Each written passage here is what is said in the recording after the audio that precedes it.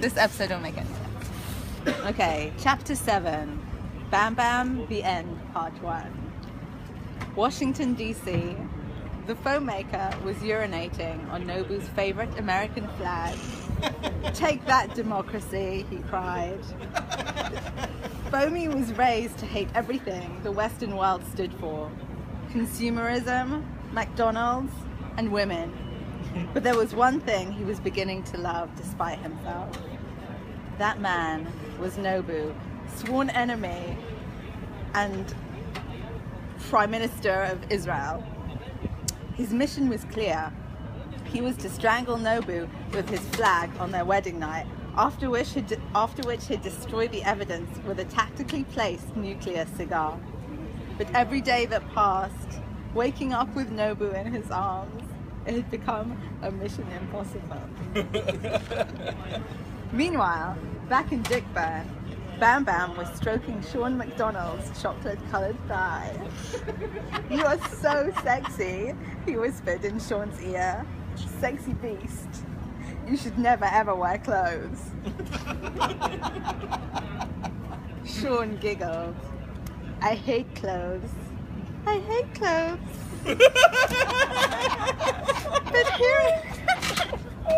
But here in Dickburn, I can express myself however I like, nakedly, vocally, and anally. Bam Bam sighed. "Big Sean, there's something you should know. I'm in love with another man. His name is Spangy III. I enjoy your body, but my heart will always be his." "I understand," said Sean. "But in the meantime, let's just enjoy each other." That's Big Sean? Big Sean. Meanwhile, in Dr. Gay's dungeon, Goy had been released from prison and was playing with Gaby. He loved him so much. "He's so cute," he giggled. Spangy was not happy. "Do you love him more than me?" Goy looked up at Spangy's perfect blonde complexion. "No, of course not, Spangy," he stammered. "You are the cutest. I mean, I love you more than anyone. I mean, you're the savior after all." "The savior?" Spangy cried. "Ha ha ha. You know why Dr. Gay calls me that, Goy?" Goy was crying. Spangy scared him. Since he was reborn, he had changed. He was violent, and he was almost evil. "Because I have superpowers," Spangy cried. "Look!" Spangy lifted Gaby and threw him across the room.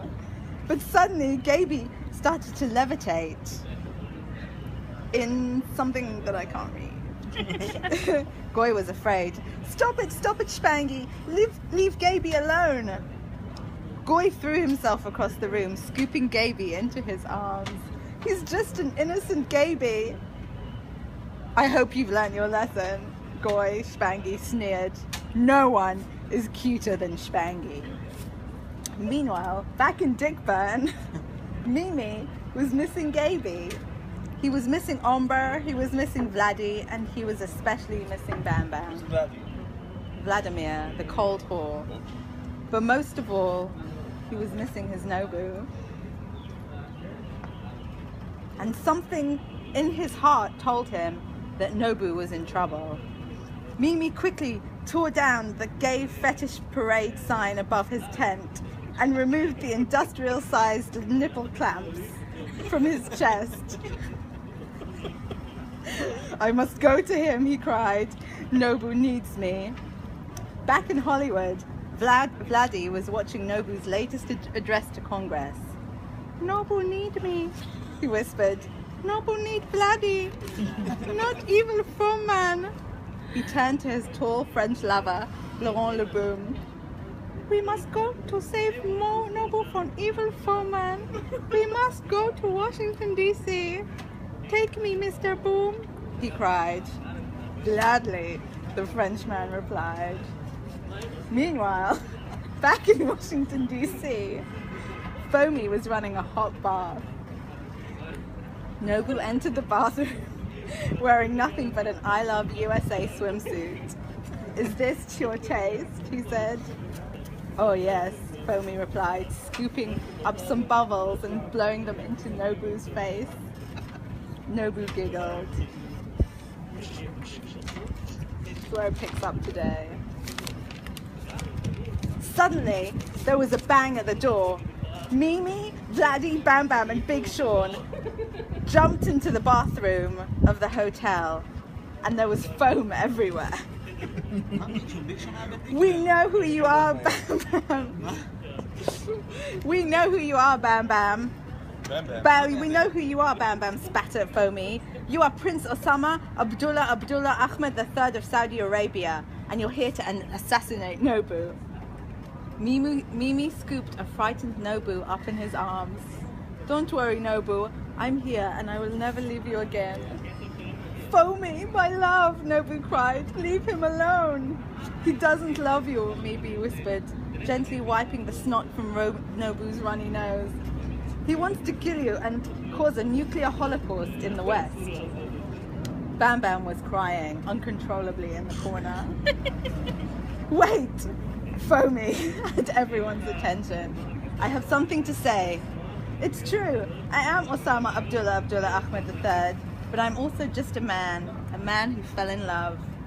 He turned his eyes tenderly towards a blubbering Nobu, who was being comforted by Mimi on his knees.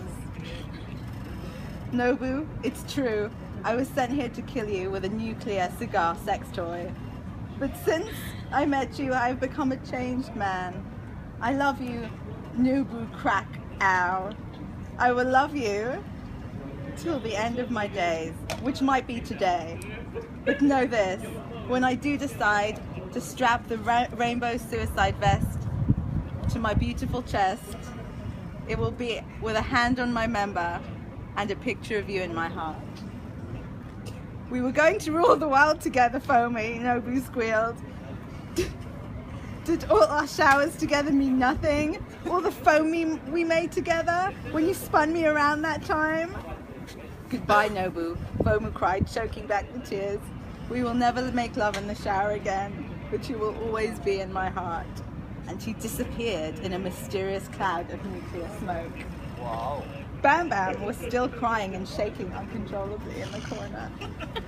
Big Sean picked him up and gently kissed him gently but passionately on the lips. Baby, it's over.